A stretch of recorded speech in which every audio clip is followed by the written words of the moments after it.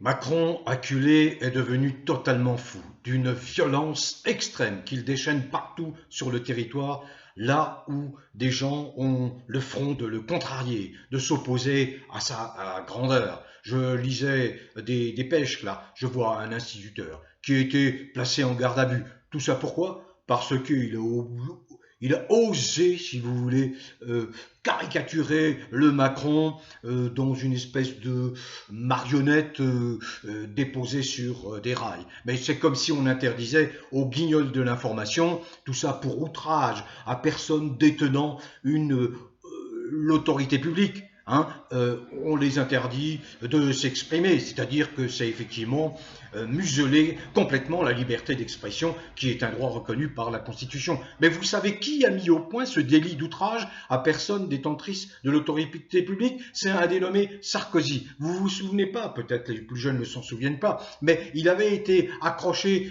un jour qu'il se déplaçait pour se grandir auprès de la population française. Il avait été accroché par le veston par un agriculteur qui lui avait signifié son opposition et le fait qu'il n'était pas un bon président. Tiens, par parenthèse, un sondage, on peut de temps en temps leur accorder un peu de crédit, montre que plus de 70% des Français estiment que Macron est un très mauvais président. Donc revenons à l'extrême violence que Macron déchaîne.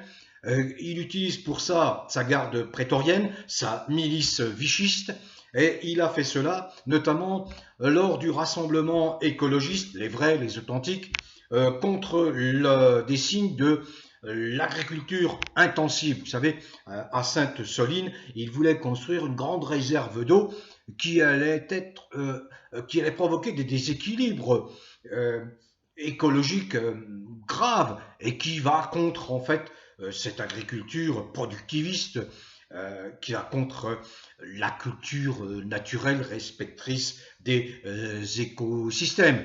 Et bien là, le Darmanin vient d'être accusé, et là il y a un enregistrement qui montre que les soignants, le SAMU, a été interdit d'intervenir sur place. Il y avait là 50 000 manifestants qui ont subi une répression féroce sur ordre direct de Macron et de son exécuteur des très basses œuvres, Darmanin. Et il y a là actuellement 2 manifestants à Sainte-Soline qui sont dans le coma. Interdiction faite par Darmanin obéissant aux ordres de fou, psychopathe, pervers, narcissique, Macron, interdiction faite aux infirmiers, aux médecins du SAMU d'intervenir sur place. Et les forces du désordre répressives ont utilisé des armes de guerre contre les 30 000, 50 000 manifestants. Alors il y a bien sûr les médias absolument honteux à vomir qui n'ont rien à voir, je le précise, je martèle cela, rien à voir avec le journalisme. Bien entendu, déforment la vérité. Il s'est passé à Sainte-Soline des faits extrêmement graves, gravissimes, gravissimes. Ceci pour vous dire quoi? Que bien sûr que nous sommes dans une phase de bascule. La récente mobilisation de ce week-end a réuni plus de 2 millions de personnes un peu partout en France. Cela veut dire que la mobilisation ne faiblit pas. Bien sûr, avec quelquefois des signes normaux de fatigue. Je pense par exemple aux éboueurs à Paris qui ont un petit peu lâché prise. Mais quoi de plus normal et de compréhensible? C'est compliqué de lutter contre un régime fasciste, répressif. Alors ceci pour vous dire que lorsque un pouvoir, et là je rejoins l'analyse d'autres observateurs, lorsqu'un pouvoir est phagocyté par des déviants, c'est mon constat depuis des années. Qu'est-ce qu'un déviant? Un déviant, c'est quelqu'un qui ne maîtrise pas ses émotions, qui est incapable de maîtriser ses affects. Pourquoi? Tout simplement parce que les psychiatres le disent, le répètent, les psychologues le disent, le répètent, le font comprendre. Il y a des structures naturelles et il y a des gens qui transgressent les règles naturelles. Mais ces gens qui transgressent les règles naturelles se trouvent, j'allais dire, noyés dans la masse des gens qui baignent dans la nature de façon très fluide, très simple, et qui ne remettent pas en question toutes ces structures naturelles et ces règles naturelles. Mais ces gens-là, qui sont marginaux, que la plupart du temps, on laisse tranquille. Ce qui va être moins vrai, puisque ce sont eux, aujourd'hui, qui agressent la majorité des gens qui sont dans un fonctionnement naturel. Ben oui, quand vous voyez un petit peu la propagande, le prosélytisme, la promotion qui est faite, après les sales théories d'un pédocriminel qui s'appelle Kinsey, des théories qui ont été reprises par l'OMS, qui a transmis des directives à tous les États pour que ces directives soient transcrites dans les modes de fonctionnement des éducations nationales de chaque État pour que les enfants considèrent que tel ou tel comportement est naturel, niant totalement la biologie, la structure, les structures humaines, les structures d'un organisme. Mais ce n'est pas mon propos. Mon propos, c'est de dire que se passe-t-il en France? Eh bien, ces gens qui sont incapables de maîtriser leurs émotions, à commencer par Macron, qui a une affaire qui est quand même trouble, qui s'appelle l'affaire Brichel. Bon. Il y a un dossier qui est extrêmement complet, dont je n'arrête pas de m'étonner que la justice, qu'aucun procureur s'y prompt à s'attaquer aux plus faibles, aux plus humbles, par exemple comme cet instituteur, qui n'a fait qu'exprimer sa lassitude, son exaspération de voir ce Macron prendre les Français pour des cons. Ah là, on agit immédiatement, on met en garde à vue, sous prétexte qu'il y a outrage à personne détentrice de l'autorité publique. Je vous dis, une qualification qui a été inventée, mise sur pied par le Sarkozy, qui avait dans le collimateur les juges d'instruction parce qu'il les considérait inutiles et ne servant pas suffisamment sa cause. Voilà. Alors qu'est-ce que c'est que cette justice? Qu'est-ce que c'est que ces magistrats qui sont des magistrats macroniens et qui, au lieu de servir le peuple, la vraie justice, servent un factieux, un usurpateur, quelqu'un qui ruine littéralement la France. Il y a encore une entreprise, pardonnez-moi, son nom vient de m'échapper, qui va passer entre les mains des États-Unis. Les États-Unis qui sont des fauteurs de guerre partout dans le monde. On le voit bien dans ce conflit dans lequel ils veulent nous engager via l'OTAN, via l'Europe, contre la Russie. Mais c'est du délire profond, c'est surtout un crime contre l'humanité. Et on veut nous faire prendre des vessies pour des lanternes, et on voit que la Cour pénale internationale délivre un mandat d'arrêt contre Poutine. Au lieu de donner suite aux plaintes qu'elle a reçues pour crimes génocidaires contre le Macron, il y en a 5 ou 6. Là, personne, aucun procureur de la Cour pénale internationale, qui n'est d'ailleurs pas reconnu par les Russes, qui n'est d'ailleurs pas reconnu par les Américains, les États-Unis, voilà, qui s'en prend soudain à Poutine. Bon, Poutine qui doit faire bientôt un voyage en Afrique du Sud, l'Afrique du Sud qui est membre des BRICS, pardon. Eh bien, le président sud-africain a immédiatement indiqué qu'il ne tiendrait absolument pas compte de ce petit papier, mandat d'arrêt contre M. Poutine, qui n'est que du papier pour se torcher le... Voilà, vous en déduisez ce que vous voulez. Alors, simplement pour dire, c'est que je ne suis pas le seul à observer cela. Loin de moi d'être un homophobe, loin de moi, je l'ai cessé de répéter cela. Mais enfin, vous, ceux qui avez une orientation sexuelle un peu différente de la nôtre, qui est une minorité, qui vivait tranquille depuis des décennies, qui ne demandait rien à personne, écoutez, Empêchez de nuire ceux qui prétendent vous défendre, qui au contraire vont vous mettre dans une situation intenable, insupportable, parce que vous allez faire naître de la radicalisation. Là, pour le coup, vous allez faire naître une homophobie radicale. À cause de qui? À cause de Macron. À cause de Macron. Macron s'est entouré de quoi? Entouré de quoi? De gens qui lui ressemblent. Alors regardez, vous avez un Beaune, ministre homosexuel. Vous avez un Attal, ministre homosexuel. Vous avez un Dussault, ministre, qui vient d'avouer son homosexualité. Quand je m'appuie, ce n'est pas Verdi, lui, qui porte des jugements, des appréciations. Verdi ne fait qu'être le vecteur, le véhicule d'information, d'analyse dont il s'est nourri auprès de gens experts, des spécialistes. Bon, et là, en la matière, on sait très bien que ces gens-là ont un psychisme extrêmement perturbé, parce qu'ils sont en décalage complet en permanence avec la nature,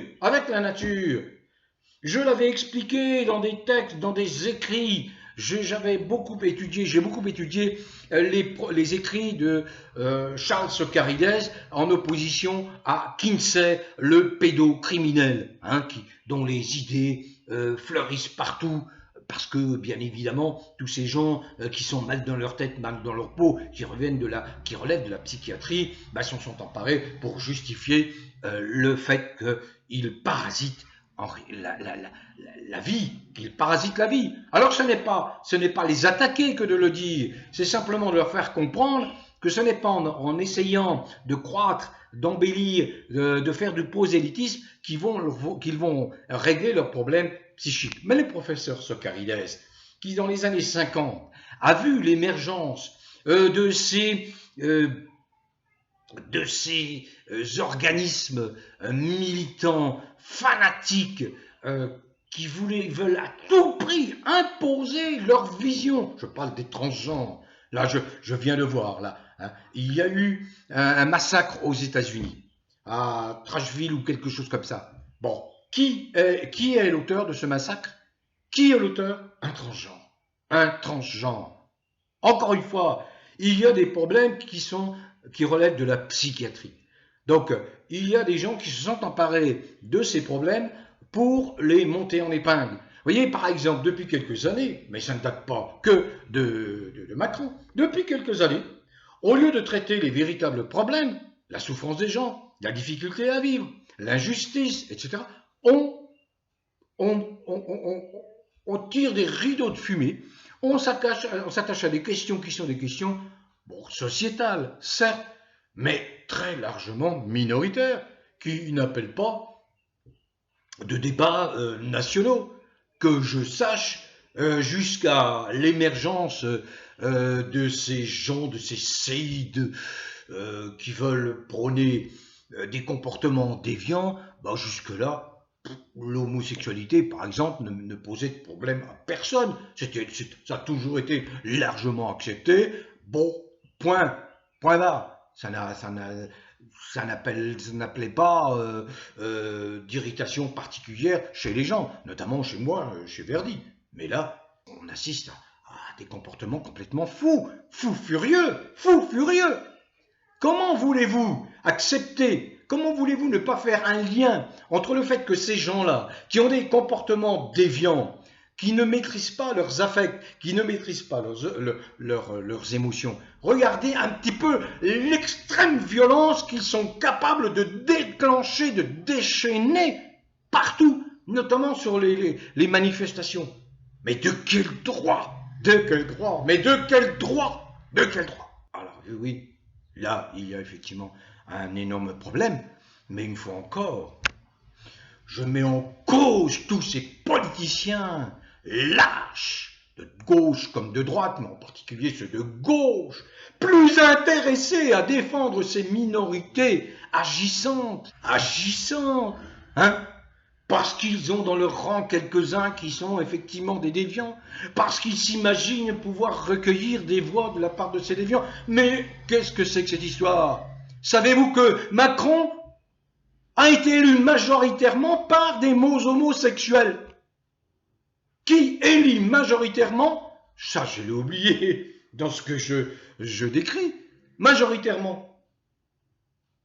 Les homosexuels se sont portés majoritairement sur Macron, comme les jeunes de 18 à 24 ans, comme les vieux de plus de 65 ans. Trois groupes, ces trois-là. Nous devons la présence de Macron, en plus du trucage des élections, à ces trois groupes-là. Les jeunes cons, décérébrés, lobotomisés, mon fart mort, les imbéciles, les crétins, les décérébrés, les lobotomisés, et les vieux cons de plus de 65 ans qui n'ont même pas compris que Macron est en train de les attaquer, il est en train de les faire mourir, qui ont oublié que Macron a tué 40-50 000 personnes dans les EHPAD avec le Rivotril et que Macron a empêché des millions de Français de se soigner à propos d'une soi-disant crise sanitaire. Et on va continuer à accepter ça. On va continuer. Alors bon, j'arrête là. Je ne veux pas me mettre plus en colère. Ma colère, elle est là parce que nous avons besoin de vivre dans un climat serein, dans le bien-être. Ça n'est pas non plus être puritain que de dire certaines choses. Les homosexuels peuvent vivre leur sexualité tranquille, dès lors qu'ils ne perturbent personne, qu'ils n'entendent pas convaincre d'autres que c'est la forme la plus adéquate. Chacun fait ce qu'il veut, mais il reste qu'il y a une grande majorité d'êtres humains qui se trouvent être bien en étant hétérosexuels. Point barre. Voilà. Bon, donc ce que je veux dire, c'est que, loin de faiblir, les mobilisations demeurent très suivies partout, en dépit de la répression sauvage, barbare, organisée par un monsieur qui s'appelle Darmanin, dont il faut rappeler qu'il a maille à partir avec la justice parce qu'il est accusé de viol. Voilà. Et ce type-là est encore ministre de l'Intérieur. Vous vous rendez compte un petit peu? Mais dans quel monde on vit?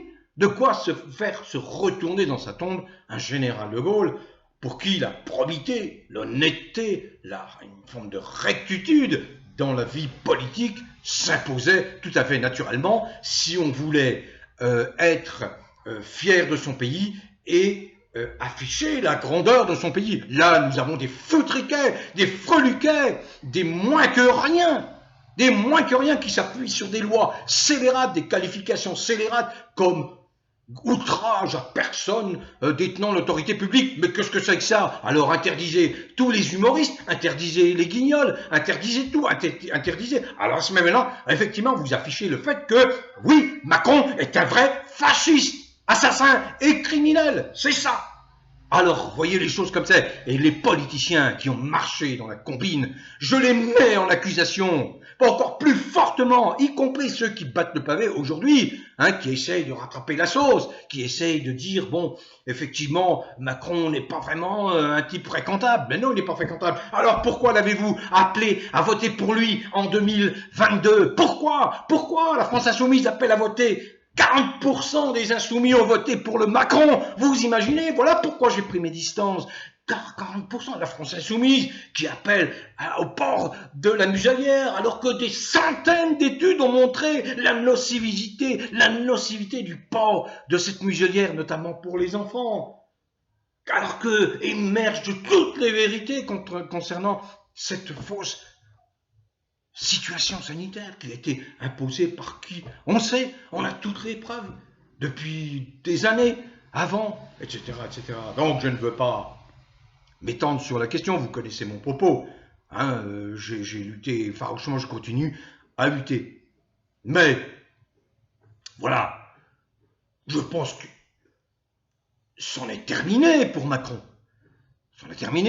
Pourquoi? Parce que Macron, qui est un pantin des ultra-riches, du mondialisme, est allé bien au-delà de ce qu'on lui demandait, de ce que ses commanditaires, de ce que ses patrons, Bill Gates, Schwab, von der Leyen, lui demandaient. Il va bien au-delà, tout simplement parce que c'est un déviant incapable de maîtriser ses émotions et qu'à titre personnel, il a une affaire qui lui colle à la peau, qui s'appelle l'affaire Brichel, et dont il devra rendre des comptes tôt ou tard.